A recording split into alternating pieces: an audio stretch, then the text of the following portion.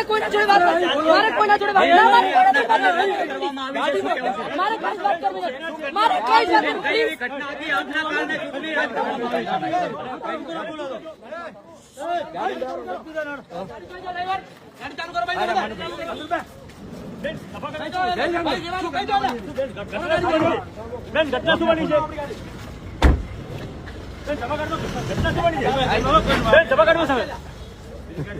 કરવામાં આખરે તાલુકા પંચાયત દિયોદરની ચૂંટણી રદ કરવામાં આવી છે.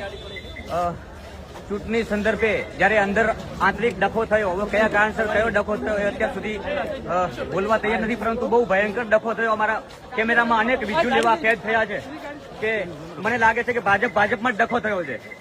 ક્લીન દેખાય છે બધું જ.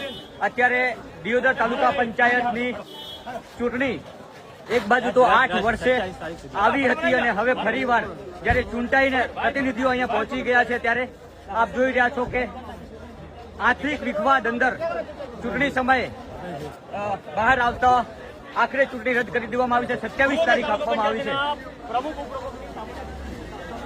પ્રમુખ ઉપપ્રમુખની ચૂંટણી હતી અત્યારે દિયોદર તાલુકા પંચાયતમાં અને આ ચૂંટણી રદ કરવામાં આવી છે. આંતરિક વિખવાદ લોકતંત્રની હત્યા છે. શું કેવું તમારું? આ લોકતંત્રની હત્યા છે. તાનાશાહી સરકાર આજે જયારે પ્રમુખ ઉપપ્રમુખની ચૂંટણી હતી અને અંદર એક એવો વિખવાદ થયો જે અમારા કેમેરામાં કેદ છે. એ જાણીબુજીને કરવામાં આવેલો છે. ગમે એમ કરી અને કોંગ્રેસના સભ્યોને તોડવા માટે આ બધો પ્લાન છે અને એમાં આખું તંત્ર આખું આમાં જોડાયેલું જ છે. આ તાનાશાહી સરકાર છે. બરાબર 11:30 વાગ્યાનો ટાઈમ હતો. અમારા સભ્યો ટાઈમસર હાજર થયા છતાં પણ ચૂંટણી હજુ સુધી નથી કરી અને એ પણ ભાજપના અંદરના ડખાના કારણે. હકીકતમાં તાનાશાહી કહેવાય જે લોકતંત્રની હત્યા છે.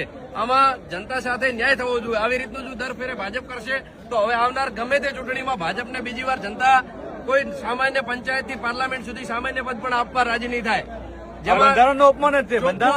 બંધારણનું અપમાન નાખ્યું નથી તમે. આમાં લોકશાહી જેવું ક્યાં છે? આ ભાજપનું બંધારણનું ખંડન કરવાનું છે.